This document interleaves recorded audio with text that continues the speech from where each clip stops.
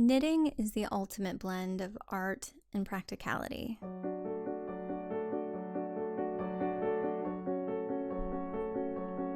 I think of knitting as an art form where inspiration can strike at any time.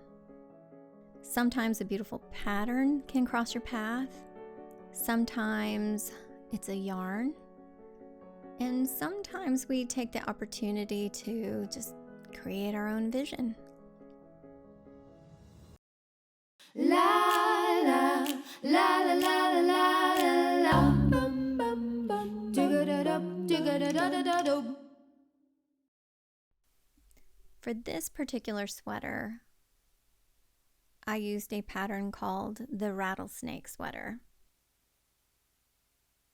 I really wanted to play up the desert theme and tell a story of the Southwest with the colors. Red earth and greens and turquoise speak to the cacti and the rattlesnake and the area that inspired the motif. And conveniently, blue, green, and red orange are a split complementary color palette, which ensures color harmony. A hand-dyed yarn with all its speckles and variations in color seemed to be a perfect match for what we see in nature and to this desert motif. The colors I used were hand-dyed in my kitchen with acid dyes, so I had complete control over the colors. To really make this sweater my own, I wanted to convert it from a pullover to a cardigan. And to accomplish this, you simply need to add a steek to the front of the sweater. Steeks are simply extra stitches that we add to an opening in a garment that's knit in the round so we can cut it open to create a flat fabric. The trickiest part of a steek is securing it. When we cut the stitches apart, we don't want the fabric falling apart. Traditionally, this isn't a problem if you use sticky wools that felt together. This sweater has slippery, modern superwash wool, so we'll need to do some extra work to secure the stitches, which means taking it to the sewing machine. And using a very short stitch length and a row of stitches on either side will be enough to secure the knitting. The construction of many modern sweaters is top-down and in one piece for easy construction.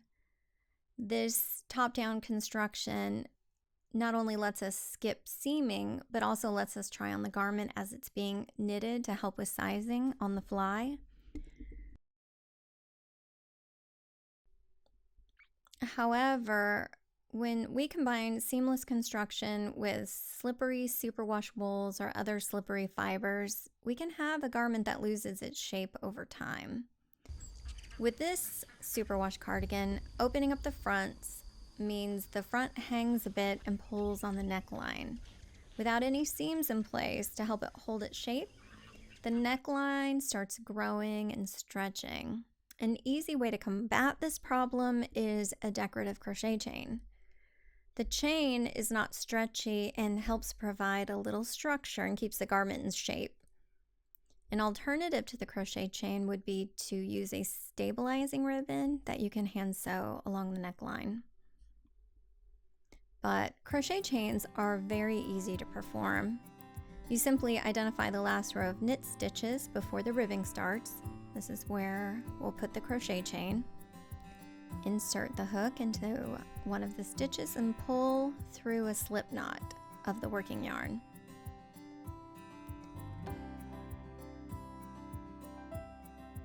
Then we insert the hook into the next stitch, grab the working yarn, pull it through, and then pull it through this stitch on the hook, and we have our first chain.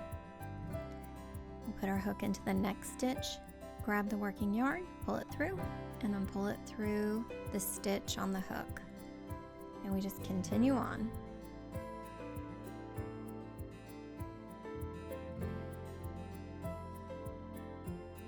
To end the chain, We're going to take the loop off our hook, come up through the bottom of the fabric, grab the loop and pull it through to the underside.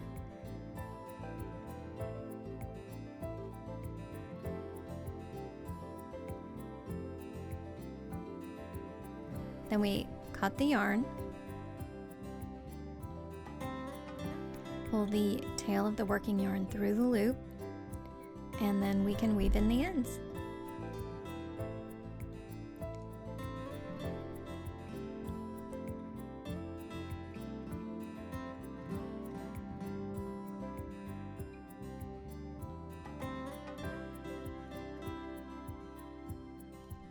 I've added a crochet chain to the neck of the sweater to help stabilize it, and I've added a matching crochet chain to the bottom of the sweater, which helps prevent the ribbing from rolling up into the stockinette. One important thing to keep in mind when using crochet chains is that the crochet chain is not stretchy. So while it's a beautiful decorative touch, you probably do not want to add it to the cuffs of sweaters. If you add it to the cuff of a sleeve that is not wide enough to get your hand through without using the stretch, you won't be able to get your sweater on. The same holds true for necklines, especially of pullovers, and waistlines or hemlines of pullovers. If you cannot get those garments on without employing the stretch of the knitted fabric, don't add the crochet chain. There are several finishing touches added to the sweater. A ribbon was used to hide the steek, and I also added hand-painted buttons. With this particular sweater, I wanted the buttons to blend in with the button band so it didn't distract from the color work and the texture in the yoke. But finding the perfect color proved to be impossible. So my solution was to paint my own. I used oil-based paint for durability, and I mixed up the closest color I could get to the color of the button band and painted the buttons. This left the buttons a little flat, so I took a paper towel to them and did a little distressing to breathe some life back into them. And the end result is what I was hoping for. The buttons match, but they don't distract. The eye goes to the motif and the texture in the yoke and not to the buttons.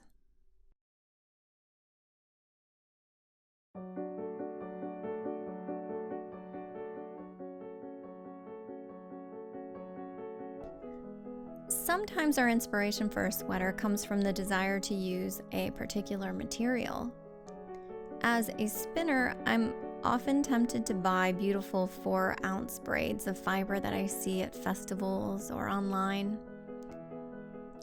These braids are little works of art and are sized wonderfully for knitting a hat or socks.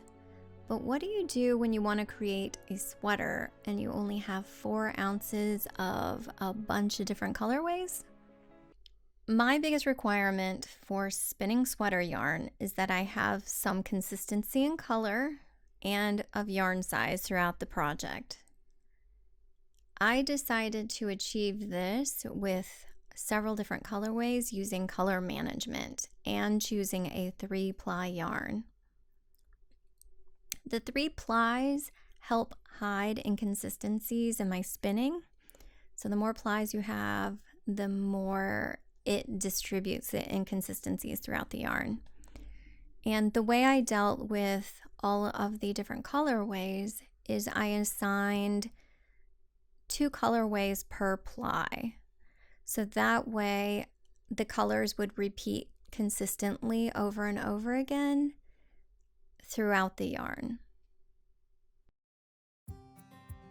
It was difficult to predict how this yarn was going to spin up and what the resulting fabric might look like with so many different colors going into it. It's really easy to end up with a yarn that looks muddy and muddled, especially when you have complementary colors lining up together. If you have a green lining up with a red, the optical blending can make it look grayish brown. Some people really like the look of the muddled colors. I don't. However, I was pleasantly surprised with the end result of this yarn. The color mixing did tone down the colors quite a bit, but a lot of the colors still shined through. And with as often as the colors were repeating in each ply, each hank of yarn looked like it belonged to the other hank of yarn. So with a really busy yarn like this, I like to keep things simple and let the yarn do all the hard work. So with this in mind, I paired this yarn with a sweater recipe from Ann Budd's book of top-down sweaters. Books like these are great because you can use the yarn you have and the gauge you get and create any number of things. Ann Budd has a book of top-down sweater recipes, of pieced sweater recipes, and a book full of other knitted garments like socks and mittens and gloves and hats. It's really as simple as taking your measurements and then knitting a gauge swatch. A great tip I've used over the years in regards to gauge swatches is to really abuse the swatch when you wash it and block it. Treat it like your sweater will be treated. So if you think about washing and blocking a large sweater, when you pull it out of the bath, the weight of the water puts a lot of strain on those stitches. And you want that same kind of strain to be put on your gauge swatch. And if you think about after the sweater is blocked and it's hanging on the body, the weight of the garment itself can put some strain on the stitches. You can recreate that by weighting down your gauge swatch. Hang it on a hanger and then attach some weights. This is truly the best way to get accurate measurements from your gauge swatch. I've heard people talk about how the gauge swatch lies. And this is true, especially if you do not treat your gauge swatch the way you're going to treat your sweater. I really love this sweater. As I was spinning the yarn, a lot of air was trapped in it, which resulted in a lightweight garment that is really warm. I've added buttonholes to the button band, even though I haven't added buttons, so that when inspiration strikes or I find the right button, the buttonholes are already in place. The artistry we add is everywhere in the hand-spun sweater. It starts with color management and fiber choices and deciding if we're going to spin worsted or woolen and the size of the yarn. And it continues on with pattern selection and the details we want to add.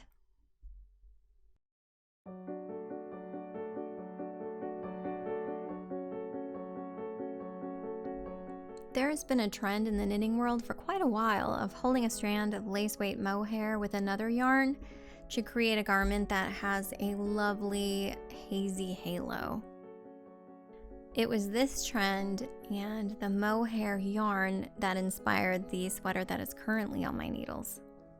So I didn't have a pattern in mind, I just knew I wanted a fuzzy sweater. So I went through all my knitting books and browsed online for some ideas and ultimately decided to go with a sweater construction I've never done before, which is a top-down, one-piece saddle shoulder sweater. And then I went through a stitch pattern book to find a fall-themed stitch pattern and settled on this one. And then I went to my kitchen to dye up an emerald green. So managing the yarns on this is a little tricky. The mohair does not stretch, so it changes the way I'm forming the stitches a bit. And I'm really fearful of dropping one of the strands of yarn, which means my knitting is slowed down a bit. This sweater is a work in progress, and I'm not completely sure where it's heading. I've added a touch of ribbing to the side seams so it can conform to curves. It can cinch in where it needs to cinch in and relax where it needs to relax. The saddles on the shoulders are in plain stockinette, and I may keep the sleeves that way, or I may add a little lace detail down the sleeve, I'm not sure. I've decided against adding pockets, but I may add some short row shaping to the bottom of the sweater. I'm not sure how long it's going to be. I may halt the knitting on the body and then pick up and knit the sleeves and then knit the body as long as I have yarn for. For me, part of the joy of knitting is adding those modifications on the fly. You know, it injects a little creativity into the project as we go along and leaves a little bit of mystery because I'm never quite sure what I'm going to have in the end.